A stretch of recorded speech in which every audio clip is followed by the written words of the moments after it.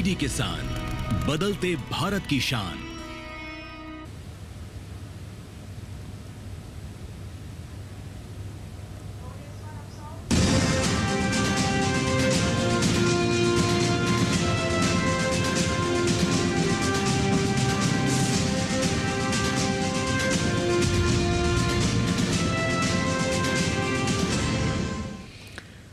नमस्कार, किसान समाचार में आप सभी दर्शकों का स्वागत है। मैं हूं साइमा खान। सबसे पहले नजर हेडलाइंस पर। केंद्रीय मत्स्य, पशुपालन और डेयरी मंत्री राजीव रंजन ने कहा कि मछली पालन के क्षेत्र में मौजूद चुनौतियों से निपटने के लिए वैश्विक स्तर पर करने होंगे प्रयास। बंगाल की खाड़ी में होने वाले अवैध मछली पालन कारोबार को रोकने के लिए एक्शन प्लान शुरू। भारत मछली उत्पादन में दुनिया में है दूसरे नंबर पर।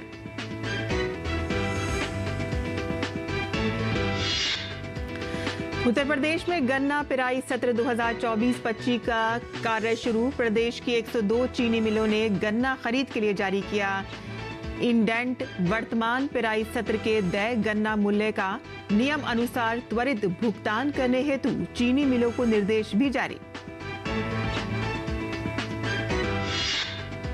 नवंबर के महीने में भी तिलहन की मुख्य फसल सरसों की बुआई कर सकते हैं किसान। धान की फसल की कटाई में देरी और अक्टूबर में यथोचित ठंड ना पड़ने के कारण इस बार बने हैं ऐसे हालात। सरसों की बुआई के लिए वैसे अक्टूबर का महीना माना जाता है बेहद उपयुक्त।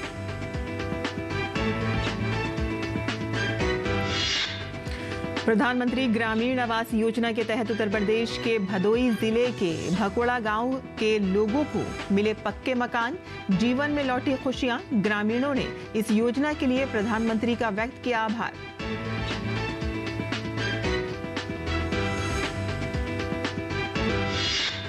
दिल्ली एनसीआर में वायु प्रदूषण से जीना हुआ मुहाल। आज भी ज्यादातर इलाकों में AQI 400 के पार।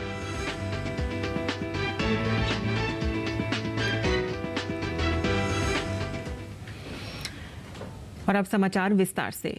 विश्व मत्स्य दिवस के मौके पर केंद्रीय मत्स्य, पशुपालन और डेयरी मंत्री राजीव रंजन ने कहा कि मछली पालन के क्षेत्र में कई चुनौतियां हैं जिससे निपटने के लिए वैश्विक स्तर पर प्रयास करने होंगे। इस अवसर पर बंगाल की खाड़ी में होने वाले अवैध मछली पालन कारोबार को रोकने के लिए एक्शन प्लान को शुरू किया गया है, जिसमें भारत, बांग्लादेश और मालदीव जैसे देश शामिल हैं। भारत मछली उत्पादन में दुनिया में दूसरे नंबर पर है और वैश्विक स्तर पर होने वाले उत्पादन में 8% हिस्सेदारी रखता है। विश्व मत्स्य दिवस के अवसर पर दिल्ली में एक कार्यक्रम का आयोजन किया गया, जिसमें करीब 20 देशों के प्रतिनिधियों ने हिस्सा लिया। वैश्विक स्तर पर मछली उत्पादन में भारत की हिस्सेदारी 8% है, जो लगातार बढ़ रही है। केंद्रीय मत्स्य, पशुपालन और डेयरी मंत्री राजीव रंजन सिंह ने कहा कि नीली क्रांति में भारत लगातार आगे बढ़ रहा है। उन्होंने कहा कि इस क्षेत्र में कई चुनौतियां हैं जिससे निपटने के लिए केंद्र सरकार लगातार काम कर रही है। हमारे देश में आज लगभग 132 लाख टन इनलैंड फिशिंग हमारा शेयर है पूरे हमारे फिश प्रोडक्शन। तो ये सब काम आदरणीय प्रधानमंत्री जी के विजन के कारण हुआ। लेकिन हाँ, फिशिंग सेक्टर के साथ कुछ चैलेंजेस भी हैं, आज भी हैं। आज भी कई इनिशिएटिव्स हम लोगों ने लिए हैं उसको दूर करने के लिए, लेकिन चैलेंजेस हैं।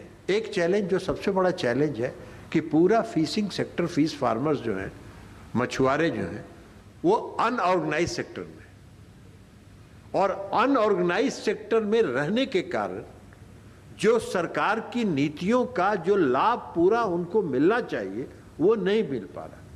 हम लोग इस दिशा में प्रयास कर रहे हैं। विश्व मत्स्य दिवस के मौके पर एक एक्शन प्लान को भी शुरू किया गया है, जिसमें भारत, बांग्लादेश और मालदीव जैसे देश बंगाल की खाड़ी में होने वाले अवैध मछली के कारोबार को रोकने पर कार्य करेंगे। देश में करीब 3 करोड़ लोग मछली पालन के व्यवसाय से जुड़े हैं और केंद्र सरकार की कल्याणकारी योजनाओं के चलते देश में ब्लू रिफॉर्मेशन शुरू हुआ है। इस अवसर पर मछली पालन में उत्कृष्ट कार्य करने वाले किसानों और राज्यों को भी पुरस्कार दिए गए। अनुज यादव, डीडी न्यूज, दिल्ली। और केंद्र सरकार की ओर से खरीफ फसलों में बढ़ाई गई MSP का एक बड़ा असर अब मूंगफली के उत्पादन में दिखाई दे रहा है। बारिश की अनियमितता से परेशान उत्तर प्रदेश के ललितपुर के किसानों को मूंगफली की खेती काफी कारगर साबित हो रही है। न्यूनतम समर्थन मूल्य रुपए 6,783 घोषित किए जाने के क्षेत्रफल के साथ साथ मूंगफली के उत्पादन में भी काफी वृद्धि देखी जा रही है। 1,000 हेक्टेयर से बढ़ के एरिया 14,000 हेक्टेयर के आसपास मूंगफली का बढ़ा है और उत्पादन भी बढ़ा है। सबको पता है कि सरकार देश की 70% तेल की आवश्यकता बाहर से इंपोर्ट करती है, तो उस दृष्टि से जो भी एमएसपी में वृद्धि हो रही है, किसान भाई उसको हाथों हाथ ले रहे हैं। और इसके साथ ही मूंगफली के जबरदस्त पैदावार के चलते जनपद के सहकारिता विभाग द्वारा विभिन्न एजेंसियों के माध्यम से एमएसपी मूल्य पर खरीद के लिए क्रय केंद्रों की प्रक्रिया भी शुरू की गई है। सरकार के इस बड़े कदम से किसानों में जबरदस्त उत्साह भी दिखाई दे रहा है। मूंगफली की इस बार मतलब अच्छी उपज हुई है, अच्छे भाव भी मिल रहे हैं और उड़द हर बार जो सड़ जाता था पानी की वजह से, इसलिए आज मूंगफली बहुत अच्छी हुई है। हमारे यहाँ अच्छी उपज भी मिली है, सरकारी रेट भी अच्छा है और अच्छा यहाँ भी मिल रहा है हम लोगों को रेट। उत्तर प्रदेश के गन्ना एवं चीनी आयुक्त प्रभु एन सिंह ने कहा कि गन्ना किसानों के हितों को ध्यान में रखकर वर्तमान पेराई सत्र 2024-25 का कार्य शुरू हो चुका है। प्रदेश की 102 चीनी मिलों ने गन्ना खरीद के लिए इंडेंट जारी कर दिया है और इसमें प्रदेश की 90 चीनी मिलों में पेराई का काम शुरू हो चुका है। इसमें निगम क्षेत्र की 1, सहकारी क्षेत्र की 10 और निजी क्षेत्र की 79 चीनी मिलें शामिल हैं। गन्ना आयुक्त ने कहा है कि वर्तमान पेराई सत्र 2024-25 के देय गन्ना मूल्य का नियम अनुसार त्वरित भुगतान करने हेतु चीनी मिलों को निर्देश भी जारी किए गए हैं और इसके तहत 39 चीनी मिलों द्वारा वर्तमान पेराई सत्र के देय गन्ना मूल्य का भुगतान भी शुरू कर दिया गया है। तिलहन की मुख्य फसल सरसों की बुआई के लिए वैसे तो अक्टूबर का महीना बेहद उपयुक्त माना जाता है, लेकिन इस बार धान की फसल की कटाई देरी से होने से वहीं मौसम में जो ठंड अक्टूबर में होनी चाहिए थी अब पड़ रही है। ऐसे में किसान नवंबर के महीने में भी सरसों की बुआई कर सकते हैं। सरसों की बुआई करते समय जरूरी पोषक तत्वों की आपूर्ति के लिए उर्वरक का इस्तेमाल करना चाहिए ताकि सरसों की फसल से अच्छा उत्पादन मिल सके और सरसों के दानों में तेल की मात्रा को भी बढ़ाया जा सके। इस सिलसिले में कृषि वैज्ञानिकों का कहना है कि किसी भी फसल के अच्छा उत्पादन लेने के लिए उर्वरक का इस्तेमाल करना चाहिए। खासकर तिलहन की फसलों में सल्फर का उपयोग जरूर करना चाहिए। सरसों की फसल में सल्फर का इस्तेमाल करने से पौधे स्वस्थ और मजबूत होते हैं। पौधों में ज्यादा से ज्यादा फलियां आती हैं और फलियों में ज्यादा दाने बनते हैं। सरसों के दानों में तेल की मात्रा बढ़ती है और किसानों को अच्छा उत्पादन भी मिलता है। किसानों के लिए ये जानना भी बेहद जरूरी है कि सरसों की फसल में कब और कितनी मात्रा में सल्फर का इस्तेमाल करना चाहिए। जो किसान अभी सरसों की फसल की बुआई कर रहे हैं वह 1 एकड़ में 10 किलोग्राम बेंटोनाइट सल्फर यानी कि दानेदार सल्फर का उपयोग जरूर करें।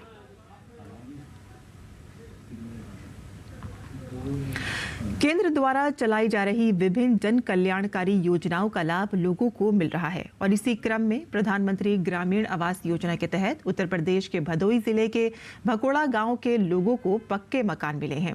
और इससे पहले जहां गांव के लोग कच्चे मकानों में रहते थे तो वहीं पक्के मकान मिलने से इनके जीवन में खुशियां लौट आई हैं। ग्रामीणों ने प्रधानमंत्री की इस योजना के लिए आभार व्यक्त किया है। उन्होंने कहा है कि इस योजना से उनके जीवन में बहुत सुधार हुआ है और अब वे एक सुरक्षित और मजबूत घर में रह सकते हैं। अब वास मिलने से बहुत हमको सबको राहत मिली है साहब।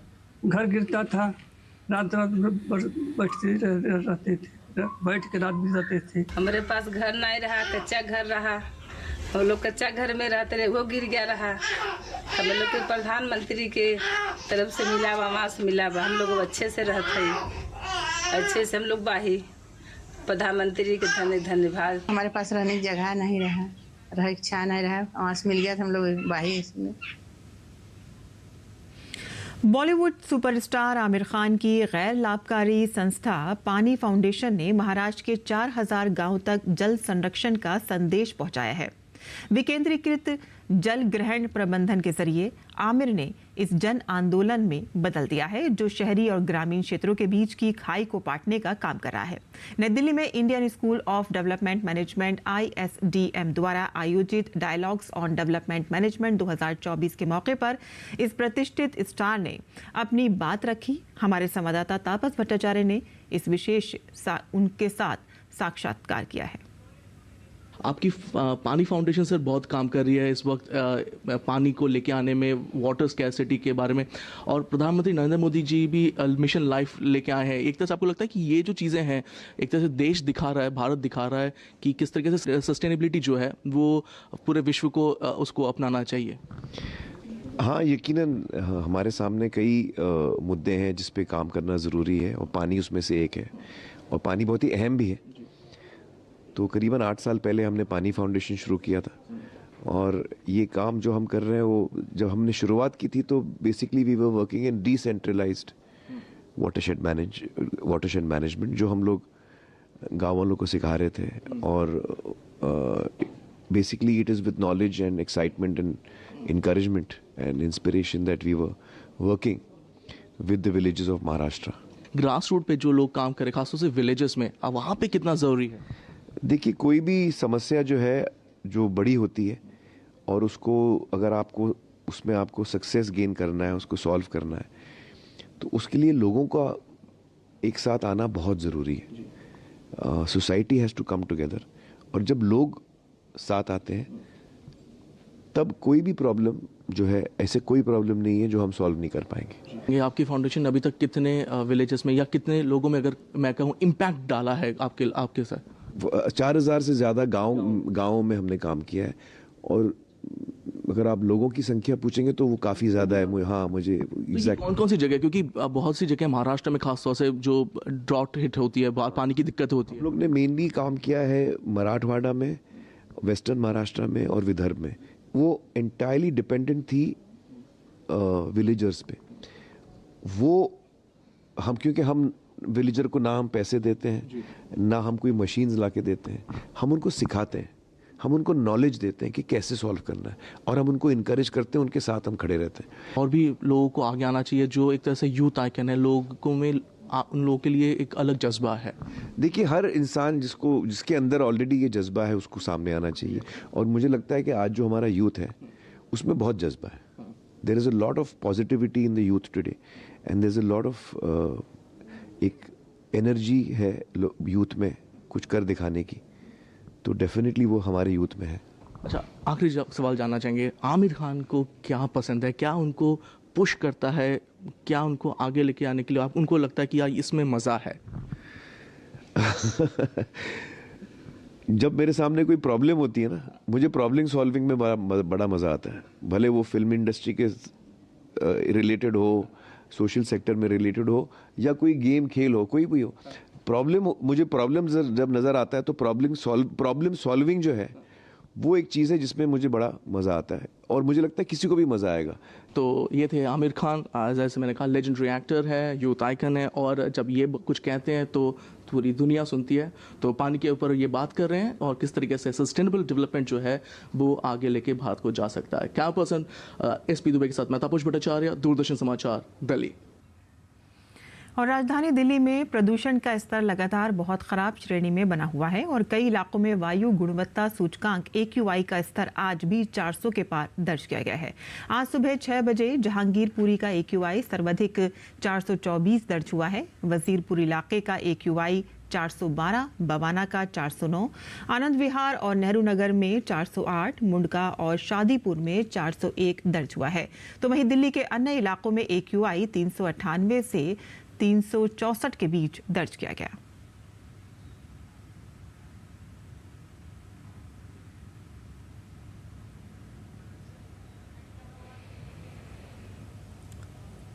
प्रयागराज में होने वाले महाकुंभ 2025 की तैयारियां मेला प्राधिकरण की ओर से जोरों शोर से जारी हैं। वहीं दूसरी तरफ पूरा मेला क्षेत्र को सुरक्षा कवच उत्तर प्रदेश पुलिस के द्वारा दिया जा रहा है। मेले में चक्कर प्लेट के माध्यम से पूरे मेले में सड़क का जाल बिछाया जा रहा है, तो वहीं दूसरी ओर मेले को जोड़ने के लिए 30 पीपा के पुल बनाए जा रहे हैं और इसके अलावा मेले को प्रकाश से जगमगाने के लिए पूरे मेले क्षेत्र में तार बिछाई जा रही है और खाबों के माध्यम से LED लाइट भी लगाई जा रही है। वरिष्ठ पुलिस अधीक्षक कुंभ मेला राजेश द्विवेदी ने बताया कि सुरक्षा की दृष्टि से इस बार ATS जाल पुलिस और ब्लैक कैट कमांडो लगाए जा रहे हैं और इसके साथ ही AI कैमरा का उपयोग भी किया जा रहा है। हमारा अनुमान है कि महाकुंभ होने के कारण भारी संख्या में श्रद्धालु आएंगे, संत आएंगे, महामंडलेश्वर आएंगे और विशेष जन आएंगे।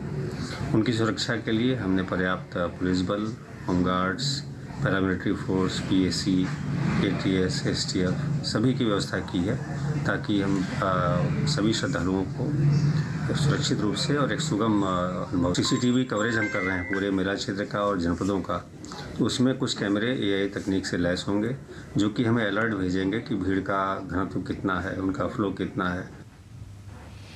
और किसान समाचार में आइए अब जान लेते हैं देश भर की मंडियों का भाव।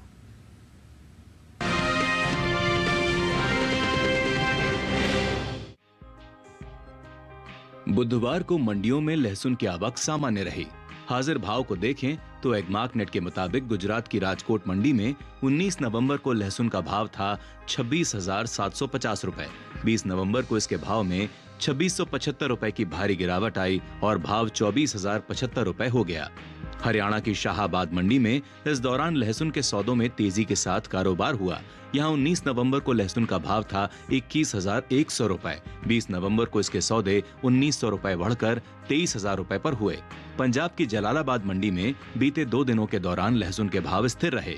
यहाँ दोनों दिन यानी 19 और 20 नवंबर को लहसुन 20,000 रुपए पर बिका, जबकि उत्तर प्रदेश की फैजाबाद मंडी में 19 नवंबर को लहसुन का भाव रहा 17,500 रुपए। 20 नवंबर को इसके भाव में 100 रुपए की तेजी आई और भाव हो गया 17,600 रुपए। भारत से होने वाला लहसुन का निर्यात साल 2023-24 के दौरान बीते 5 सालों के उच्च स्तर पर पहुंच गया। लहसुन के बीते 5 सालों के निर्यात आंकड़ों पर नजर डालें तो भारतीय मसाला बोर्ड की ओर से हाल ही में जारी ताजा आंकड़ों के मुताबिक साल 2019-20 के दौरान भारत से होने वाला लहसुन का निर्यात 22,280 मीट्रिक टन का रहा था, जिसमें साल 2020-21 के दौरान कमी देखने को मिली और लहसुन का निर्यात 4,637 मीट्रिक टन घटकर 17,643 मीट्रिक टन पर आ गया, जबकि साल 2021-22 के दौरान लहसुन के निर्यात में इजाफा देखने को मिला और निर्यात फिर से 22,000 मीट्रिक टन के पार पहुंच गया। साल 2022-23 की बात करें तो उस साल लहसुन के निर्यात में खासा इजाफा देखने को मिला। बीते 3 साल के रिकॉर्ड को तोड़ते हुए लहसुन का निर्यात 57,346 मीट्रिक टन के पार पहुंच गया। इसी तरह साल 2023-24 के दौरान भारत से होने वाले लहसुन के निर्यात ने पिछले 5 सालों का रिकॉर्ड तोड़ा और निर्यात का यह आंकड़ा 73,950 मीट्रिक टन के स्तर पर जा पहुंचा। यानी साल 2023-24 के दौरान भारत से होने वाले लहसुन के निर्यात में पिछले साल के मुकाबले 16,604 मीट्रिक टन की बढ़ोतरी हुई। इस साल लहसुन की पैदावार को देखें तो भारतीय मसाला बोर्ड की ओर से हाल ही में जारी ताजा आंकड़ों के मुताबिक साल 2023-24 के दौरान लहसुन की कुल पैदावार 32,13,930 टन रही है, जबकि बीते साल इस दौरान लहसुन की उपज 32,39,453 टन रही थी।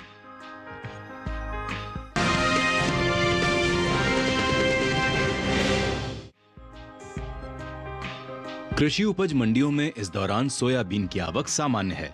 इसके भाव की बात करें तो बुधवार को सोयाबीन के भाव चढ़ते उतरते रहे। एगमार्कनेट के मुताबिक गुजरात की धोराजी मंडी में 19 नवंबर को सोयाबीन का भाव रहा 4,080 रुपए, जो कि 20 नवंबर को 50 रुपए चढ़कर 4,130 रुपए हो गया, जबकि राज्य की ही हलवद मंडी में सोयाबीन के सौदे स्थिर भाव पर हुए। यहाँ दोनों दिन यानी 19 और 20 नवंबर को सोयाबीन बिना किसी फेरबदल के 4,075 रुपए पर बिकी। मध्य प्रदेश की तरफ रुख करें तो यहाँ की अशोकनगर मंडी में 20 नवंबर को सोयाबीन का भाव 50 रुपए टूटकर 4,100 रुपए से 4,050 रुपए हो गया, जबकि राज्य की ही हरदा मंडी में सोयाबीन का कारोबार बढ़त के साथ हुआ। यहाँ 19 नवंबर को इसका भाव रहा 4,000 रुपए, जो कि 20 नवंबर को 51 रुपए की तेजी के बाद 4,051 रुपए पर पहुंच गया। घरेलू स्तर पर इस साल खरीफ सोयाबीन की पैदावार में कमी देखने को मिल सकती है, जिसका असर सोयाबीन के बाजार भाव पर पड़ सकता है। कृषि एवं किसान कल्याण मंत्रालय की ओर से साल 2023-24 के कृषि फसलों के अंतिम अग्रिम अनुमान को जारी किया गया है, जिसके मुताबिक साल 2023-24 के दौरान खरीफ सोयाबीन की पैदावार 130,62,000 टन होने का अनुमान जताया गया है, जबकि बीते साल इस दौरान खरीफ सोयाबीन की उपज 149,85,000 टन रही थी। यानी साल 2023-24 के दौरान खरीफ सोयाबीन की उपज में 19,23,000 टन की कमी देखने को मिल सकती है। बता दें कि कुछ समय पहले ही केंद्र सरकार ने विपणन सत्र 2024-25 के लिए 14 खरीफ फसलों के न्यूनतम समर्थन मूल्य में बढ़ोतरी की है। इन 14 खरीफ फसलों में पीली सोयाबीन भी शामिल है। पीली सोयाबीन का एमएसपी साल 2023-24 के दौरान 4600 रुपए प्रति क्विंटल था, जिसकी एमएसपी साल 2024-25 के दौरान 292 रुपए बढ़ाकर 4,892 रुपए प्रति क्विंटल तय की गई है।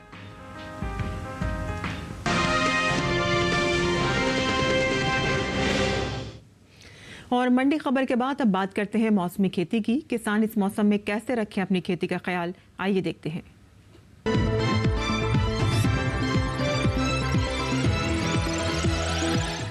नमस्कार, आप देख रहे हैं डीडी किसान। मैं हूं एआई कृष और आज हम बिहार, ओडिशा, पश्चिम बंगाल, आंध्र प्रदेश और तेलंगाना में होने वाली खेती किसानी से संबंधित सलाहों के बारे में पूरी जानकारी देंगे। बिहार में तैयार धान और मक्का की कटाई का काम करें, वहीं ओडिशा में कपास की चुनाई करते रहें। ओडिशा के किसान सरसों की बुवाई कर सकते हैं। ओडिशा में मूंगफली की बुवाई भी की जा सकती है। यहाँ के किसान टमाटर, मिर्च और शिमला मिर्च की रोपाई जारी रखें। ओडिशा में फूल गोभी, पत्ता गोभी और बैंगन की रोपाई के लिए सही समय है। पश्चिम बंगाल की बात करें तो गांगेय पश्चिम बंगाल में अमन धान की कटाई जारी रखें। गांगेय पश्चिम बंगाल के किसान सर्दियों के मौसम की सब्जियां बोएं। वहीं उप हिमालयी पश्चिम बंगाल में धान और रागी की कटाई करें। आंध्र प्रदेश की बात करें तो यहाँ के कम बारिश वाले इलाकों में मिट्टी में मौजूद अनुकूल नमी को देखते हुए मूंगफली और सूरजमुखी की बुवाई का काम करें। यहाँ के किसान मक्का की बुवाई भी कर सकते हैं। आंध्र प्रदेश के ऊपरी पहाड़ी क्षेत्र में धान की कटाई जारी रखें। आंध्र प्रदेश के ऊपरी पहाड़ी इलाकों में मक्का की बुवाई का काम करें। आंध्र प्रदेश के उत्तरी तटीय इलाकों में मक्का की बुवाई पूरी कर लें। तेलंगाना के उत्तरी इलाके में चना, कुसुम और सरसों की बुवाई पूरी करें। उत्तरी तेलंगाना में नवंबर से दिसंबर तक का समय सूरजमुखी की बुवाई के लिए बहुत बढ़िया है। दक्षिणी तेलंगाना के किसान सरसों, चना और कुसुम की बुवाई पूरी करें। यहाँ इन दिनों मूंगफली और राजमा भी बो सकते हैं। इसी तरह कृषि और किसानों से जुड़ी हर महत्वपूर्ण जानकारी के लिए हमारे साथ जुड़े रहिए और देखते रहिए डीडी किसान। धन्यवाद।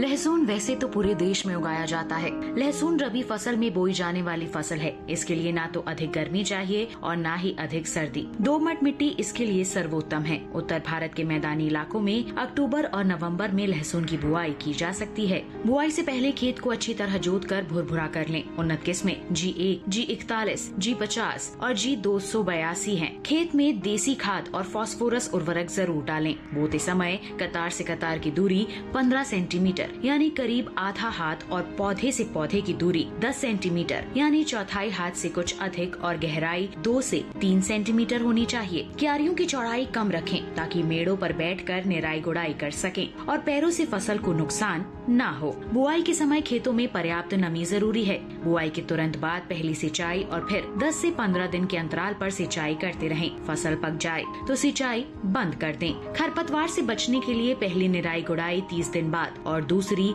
60 दिन बाद करें। साथ ही पेंडामेंथलिन की 3.5 लीटर मात्रा प्रति हेक्टेयर की दर से छिड़कें। लहसुन में थ्रिप्स नामक कीट के हमले का खतरा रहता है। इससे बचाव के लिए मिलाथियोन की 1 मिलीलीटर 1 लीटर पानी के हिसाब से मिलाकर प्रभावित हिस्से पर छिड़कें। दवाओं का इस्तेमाल आखिरी विकल्प के रूप में ही करें।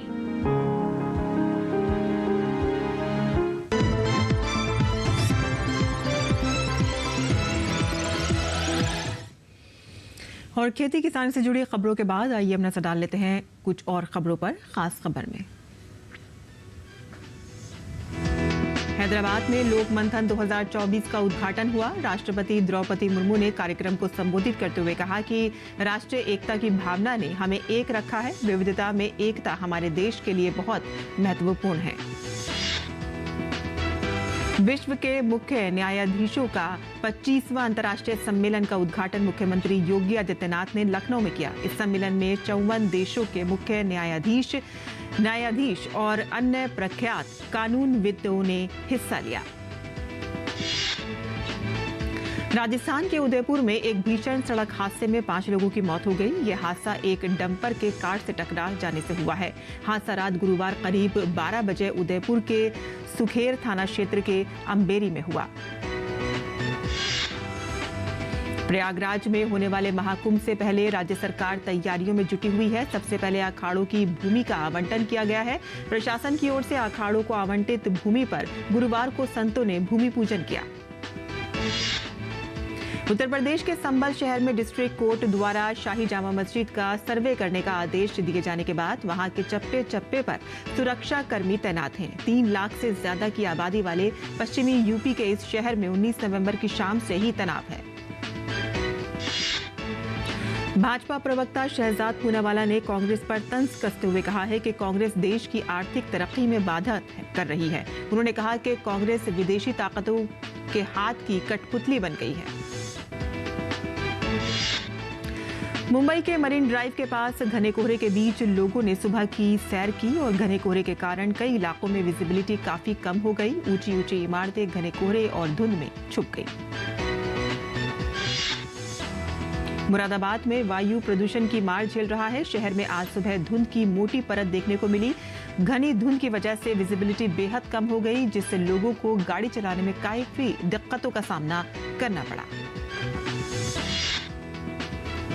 किसान समाचार में आज के लिए बस इतना ही। अनुमति दें। नमस्कार।